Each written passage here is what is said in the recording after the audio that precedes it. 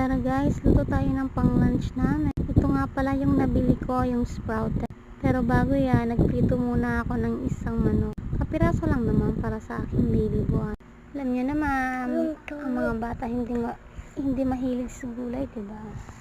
Kasi parang gusto ko talagang kumain ng sprouted. Kaya yun yung nabili ko. At least, craving satisfied. Yun lang. Sarap din naman kasi maggulay. Alright na guys. Thank you guys. Bye bye. Thank you for watching.